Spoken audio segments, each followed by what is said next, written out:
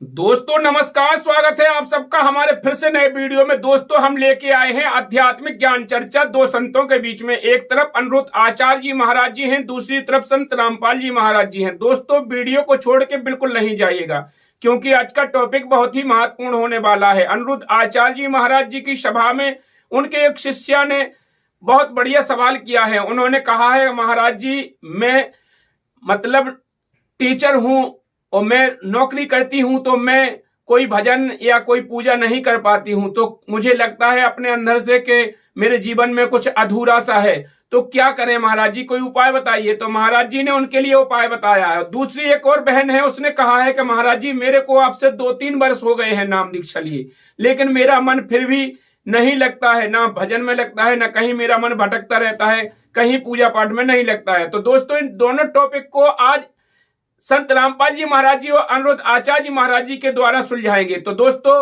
Video को पूरा देखिएगा और कमेंट में बताइएगा कि कौन से संत सही मार्गदर्शन कर रहे हैं, कौन से गलत मार्गदर्शन कर रहे हैं। क्या वास्तव में ऐसा होता है कि वर्षों भक्ति करते रहे फिर भी मन विचलित रहे, मन डटे नहीं, भटकता रहे, या मन कंट्रोल में होता है या नहीं हो पाता है? इसका क्या रीजन है? आज दोस्तों हर एक इंसान के साथ ऐसा हो रहा है कि भक्ति भी करते हैं, उनका मन विचलित भी रहता है, मन भटकता भी रहता है। और जो नहीं करते हैं तो क्या उनको भी मोक्ष हो जाएगा, उनका भी कल्याण हो जाएगा? तो इस पर आज बहुत ज्यादा गौर देंगे कि जो भक्ति नहीं करते हैं क्या उनका भी कल्याण हो जाएगा? क्या उनकी पूजा वैसी कर्म मान लिया, उनका कोई पेशा है नौकरी करने का, तो वही पूजा हो जाएगी? ये बिल्कुल आज आध्यात्मिक नॉलेज में जानेंगे वास्तविक में है क्या। तो दोस्तों वीडियो को पूरा देखने के बाद अपने दोस्तों के साथ शेयर कीजिएगा, क्योंकि आप लोग शेयर करते हैं तो और भी लोगों का अंधविश्वास हट जाता है। नमस्कार आचार्य जी, मेरा नाम विश्व ज्योति है, मैं जम्मू कश्मीर से हूँ। पहले तो मैं आपसे बड़ी धन्यवाद हूँ, हमारे वहाँ के बड़े ज़्यादा फैंस हैं लोग, हमारे वहाँ से काफ़ी हमारे साथ आए हैं यहाँ पे। वो जैसे हम अपनी माता जी को फ़ोन करते हैं तो आपकी आवाज़ ज़्यादा सुनाई देती है मम्मी से। तो आपसे बस यही दिल की यहाँ पे ही मन हुआ कुछ पूछने का। जैसे मैं एक वर्किंग लेडी हूँ, सुबह जाती हूँ, शाम को आती हूँ स्कूल से, छोटे छोटे 2 बच्चे हैं, तो आपसे झूठ नहीं बोलूँगी, पूजा का भी टाइम नहीं लगता है। ठीक है। तो मन में ऐसे जोत मेरे घर में तो जगती है, मेरी सासू माँ जलाती है, बट ऐसे लगता है कि कुछ अधूरा ही है। और क्या करूँ, अंदर अंदर से क्या करते हैं आप? मैं एक अध्यापक हूँ, टीचर हूँ मैं। वाह, चलो सुनो, हाँ, जरूरी नहीं है कि आप सवेरे पूजा करें, कर लें तो इससे अच्छा कुछ नहीं, बट आप अपने काम को पूजा बना लें। हाँ बस वही है बच्चों को। आप टीचर हैं, अध्यापिका हैं, तो आप अपने बच्चों को रोज एक कोई अच्छी भगवान की बात सुनाया करो, जिससे बच्चों के ऐसे संस्कार बने कि वो बच्चे जब पढ़ लिख कर IAS IPS बने तो वो आपकी वो बातें याद रखें कि संस्कार हमें मिले थे। उन्हें संस्कार देना आपकी सबसे बड़ी पूजा है। धन्यवाद। बच्चों को संस्कार देना आप टीचरों के द्वारा, ये आपकी सबसे बड़ी पूजा। यदि आप सवेरे समय निकाल के भगवान को प्रणाम ही कर लें, कुछ ना कर पाएँ तो हे नाथ मैं आपको कभी भूलूँ नहीं, हे श्रीमन नारायण, केवल इतना बोला करो चलते फिरते, श्रीमन नारायण चरणौ शरणम प्रपद्ये श्रीमते नारायणाय नमः। ना आवे तो श्रीमन नारायण, हे नाथ मैं आपको कभी भूलूँ नहीं, इतना बोलते हुए और बच्चों को संस्कार देना है। आपका कर्म यदि धर्म से जुड़ गया तो वही सबसे बड़ी पूजा है। थैंक यू, धन्यवाद गुरुजी। खुश रहिए। हरे कृष्णा महाराज श्री। हरे कृष्ण। मेरा नाम शगुन है और मैं भी जम्मू कश्मीर से ही हूँ। तो मेरा आपसे यही क्वेश्चन है कि मैं 2-3 साल से आपकी कथा भी रेगुलर सुन रही हूँ और मैं चैंटिंग भी करती हूँ, बट मेरा जो स्पिरिचुअल लाइफ में प्रोग्रेस है वो कुछ इतना हो नहीं रहा है। मतलब अच्छे से सिंसियरिटी से मंत्र जाप भी नहीं हो पाता है, भटकता रहता है मन। तो आप कहते हैं कि कथा सुनो मन साफ होगा, बट इतना मुझे लगता नहीं है कि मेरा इतना मन कुछ साफ हुआ है या प्रभु के चरणों में तो ज़्यादा मेरा। आपका मन गंदा है? मतलब गंदा तो है, बिल्कुल गंदा है। तो कहाँ जाता है मन गंदा? किस प्रकार से गंदा है? मतलब कहाँ ऐसे लगता है आपका मन? भटकता रहता है, मतलब जब कहाँ? भटकने के स्थान मुझे कुछ बता दीजिए, एक दो। कहाँ कहाँ जाता है?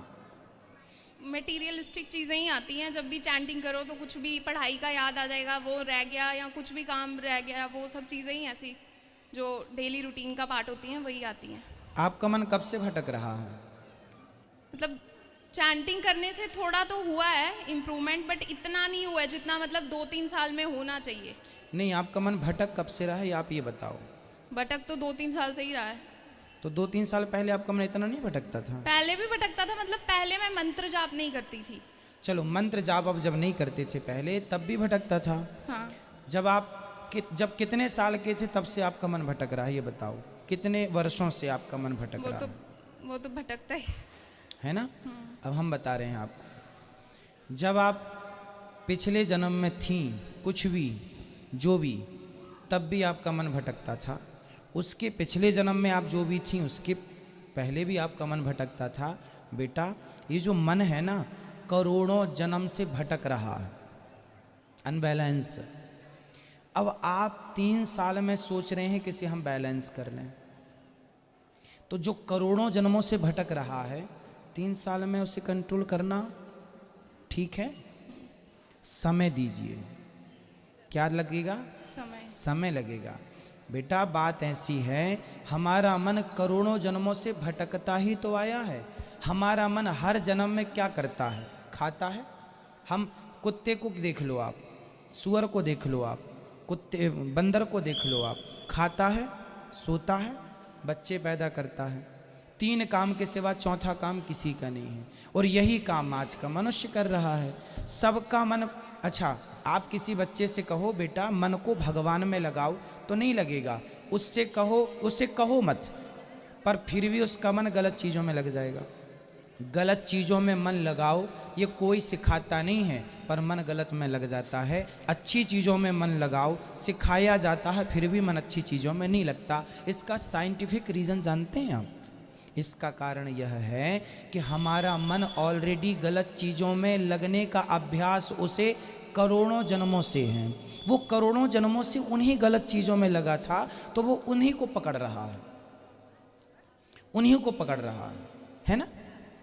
इसलिए अब आपने एक नया थॉट आपके मन में जागा, मस्तिष्क में, कि अब हमें कुछ अलग जगह मन लगाना चाहिए। ये तो सारे योनियों में सबका लगा है।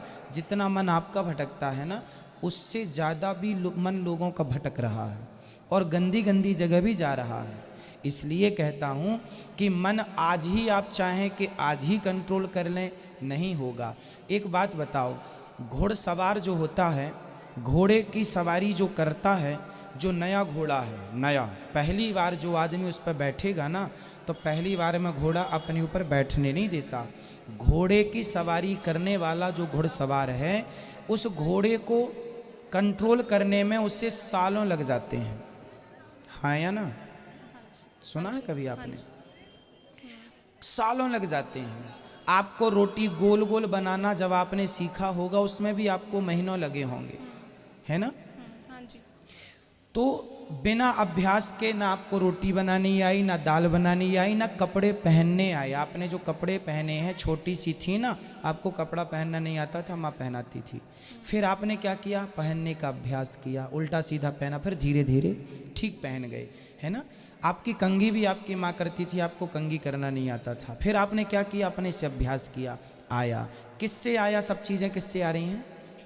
अभ्यास से। हाँ, अभ्यास है नहीं तो कौन थे? अभ्यास से, करत करत अभ्यास के जड़मति होत सुजान।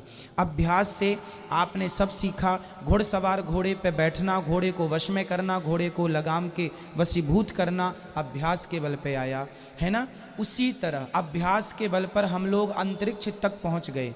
अभ्यास किया। जिसने ये बल्ब बनाया, लाइट बनाई थी ना, ये लाइट बनाने वाले वैज्ञानिक ने उसके बारे में पढ़ा कि हजारों बार वह असफल हुआ, लेकिन कोशिश नहीं छोड़ी। उसी तरह मन कंट्रोल इतने जल्दी नहीं होगा।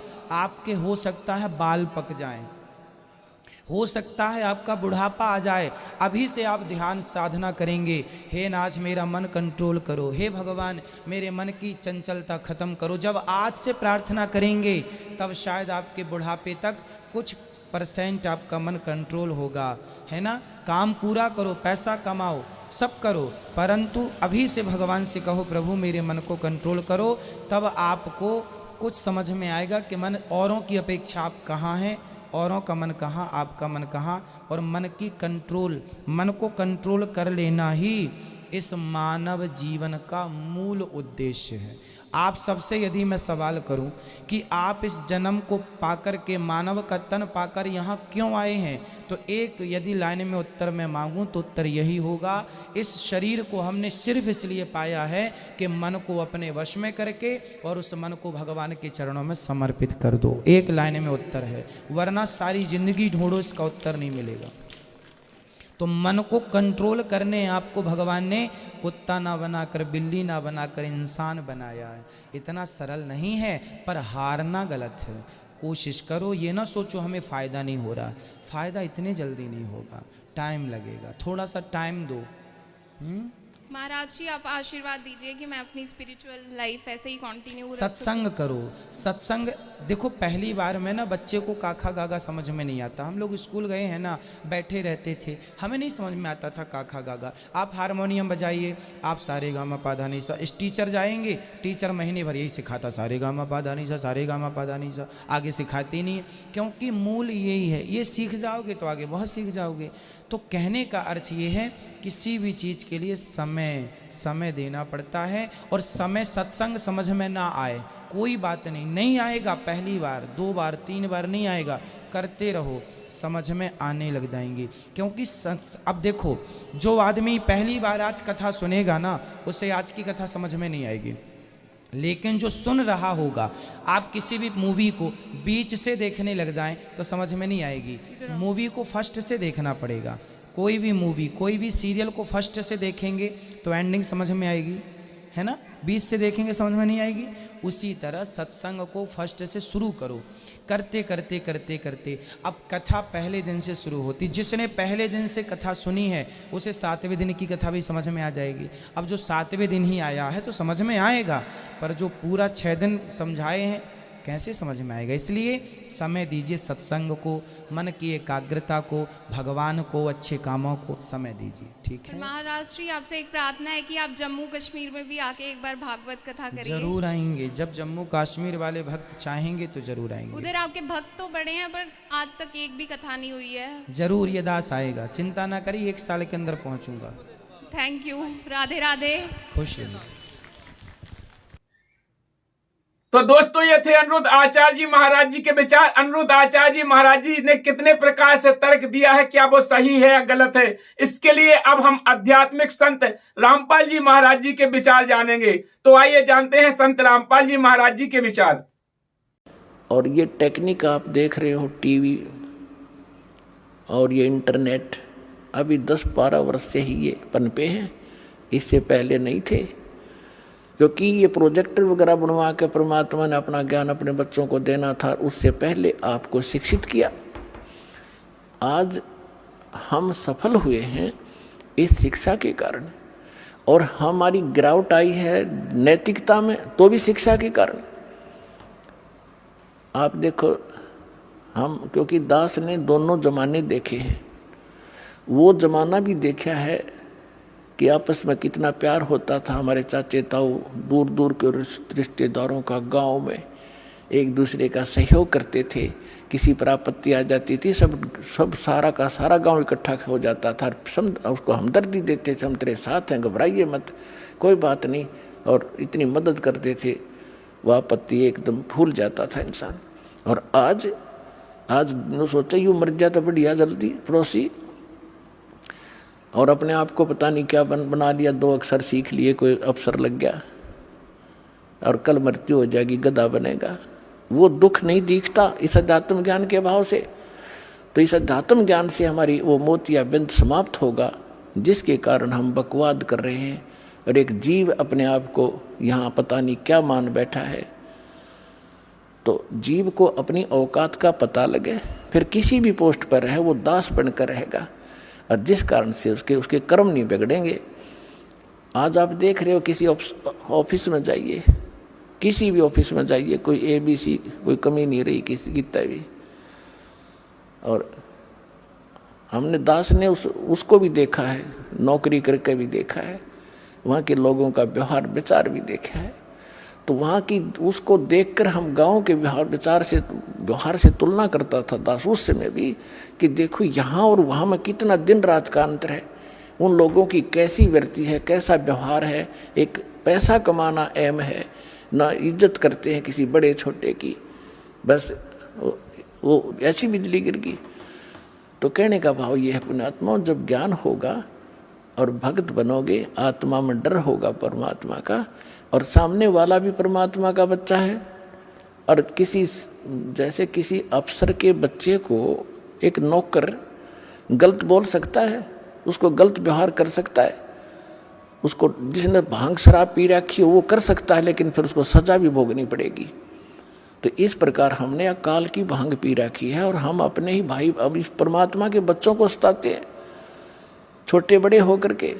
तो इससे आपको डर बनेगा, सच्चाई से परिचित होगे, और चींटी से लेकर हाथी तक और रंग से लेकर राजा तक ये जीव हैं सभी, ब्रह्मा विष्णु महेश तक भी जीव हैं।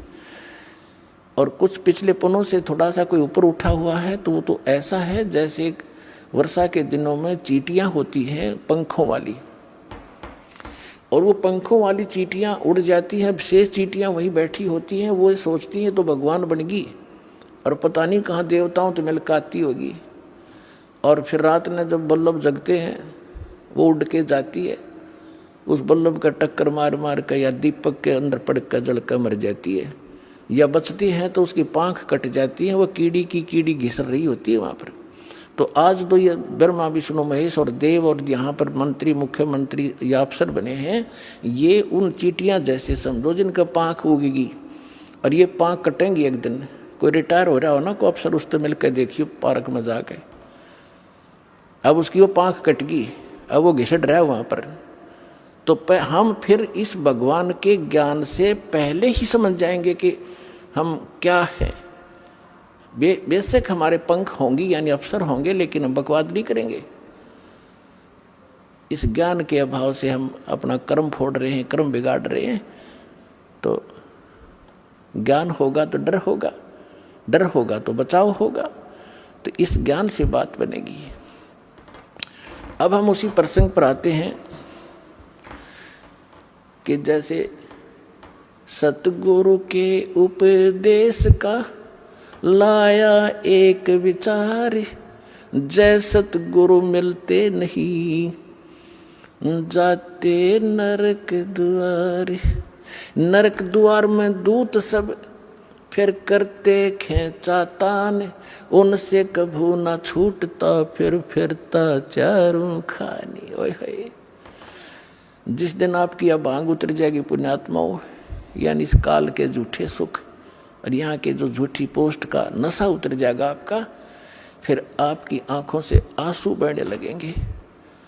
आप सोचा करोगे हम देख के क्या बने फिरे थे, हम थे क्या, हम सोच क्या बैठे अपने आप को। और ये ज्ञान ना मिलता, सतगुरु ना मिलते तो क्या बनता आपके हमारे साथ। परमात्मा अपने ऊपर उदाहरण देकर कह रहे हैं कि जैसे यहाँ से जो मृत्यु हो जाती है, चाहे रंक हो चाहे राजा, सभी मरेंगे, और यम के दूत उनको पकड़ कर ले जाएंगे जो सत भक्ति नहीं करते। और भक्ति भी कर रहे हैं वो गलत कर रहे हैं, शास्त्र विदिता का मनमाना आचरण कर रहे हैं, तो सभी एक सत्र के प्राणी हैं। जो ना कर रहे और गलत कर रहे हैं उनको यमदूत पकड़ कर ले जाते हैं। फिर वहाँ धर्मराज के दरबार में आपका अकाउंट करवा के फिर वो उठा कर लठ ऐसे हाँकते हैं लाखों की संख्या में, जैसे डांगर पशुओं का लठ मार मार के, और फाटक में रोक क्या करें और वो वापस भाजे, क्योंकि आगे हाहाकार हुआ त्रि नरक में। और सबको कहा कि चलो, लाखों की संख्या में चारों तरफ यम के दूत लठ लिए खड़े, सीधे बाले ठोके। इस सूक्ष्म शरीर के अंदर प्राणी मरता नहीं, लेकिन पीड़ा बहुत होती है इसको। तो वहाँ वो यम के दूत लठ मार मार के उनको उस नरक की तरफ उस गेट में आगे सरका और वो पीछे भागे। कहते वो खेचा ताड़े पाछे तो भाले लाकर फिर जबरदस्ती ठोक दिए जाते नरक में। और उसके बाद फिर नरक भोकर कहाँ जाते 84 लाख योनियों के इन जीवों के दुखों को भोगते हम। पुण्यात्माओं, आज आपको जरा सा महसूस हो रहा है क्योंकि समय पर टूक मिल रहे हैं। कोठी बंगले बना के आप निश्चिंत हुए बैठे हो। अब इस एंटीबायोटिक इस ज्ञान से इन कैप्सूल से आपका नशा उतारा जाएगा। पहले तो जब नशा उतर जाएगा जब तो आप आगे चलोगे, नहीं तो यहीं बैठे बैठे टूल ले जाओगे। तो पहले आपका नशा उतारा जाएगा सत्संग के माध्यम से। और सतगुरु बिना सत्संग हो नहीं सकता। जो कितनी बात बनाओ, वो साची कह नहीं सकता, उसके पास सत्य होती नहीं, उसकी बात में दम नहीं होता। वह कहते हुए सोबर सोचता है कहीं तेरी झूठ ना पकड़ी जा। और यह सारे वचन सत्य हैं, सारा ज्ञान सत्य है, सब मंत्र सत्य है और भगवान हमारा सत्य है, सत्य साहिब है। तो क्या बताते हैं भगवान के नरक द्वार पे, नरक के गेट पे दूत सब वो करते खेचा ताड़ और उन ते कभू ना छूटता, फिर फिरता चारू खानी। चार खानी में भरमता। चार खानी कौन सी है? जैसे कुछ तो अंडे से उत्पन्न होते हैं, कुछ जेर में लिपटे हुए उत्पन्न होते हैं, जो उनको बोलते हैं अंडज, जेरज, श्वेतज और उद्भुत। ये 4 प्रकार से जीवों की उत्पत्ति होती है। इनको 4 ग्रुपों में बांटा गया है। इसमें 84 लाख प्रकार के प्राणी होते हैं, जैसे मच्छर, मक्खी की, पशु पक्षी सारे लगा कर। तो परमात्मा कहते हैं कि उसके बाद फिर 84 लाख प्रकार के प्राणियों के शरीरों में दुख उठाते। 4 खानी में भरमता और कभू न लगता पार, सो फेरा सब मिट गया मेरे सतगुरु के उपकारी। ओए होए। तो दर्शकों, आप लोगों ने दोनों संतों के विचार तो जान ही लिए हैं। कमेंट बॉक्स में अपनी राय जरूर देके जाएं, कौन से संत सही बता रहे हैं, कौन से गलत बता रहे हैं। दोस्तों, वीडियो को ज्यादा से ज्यादा शेयर कीजिएगा। चैनल पर नए हैं तो चैनल को सब्सक्राइब करके बेल आइकन की घंटी दबा लीजिएगा, क्योंकि हम ऐसी वीडियो लेके आते रहते हैं। और फेसबुक पेज पे आप लोग देख रहे हैं तो फॉलो जरूर कीजिएगा। फिर मिलते हैं नेक्स्ट वीडियो में, तब तक के लिए नमस्कार।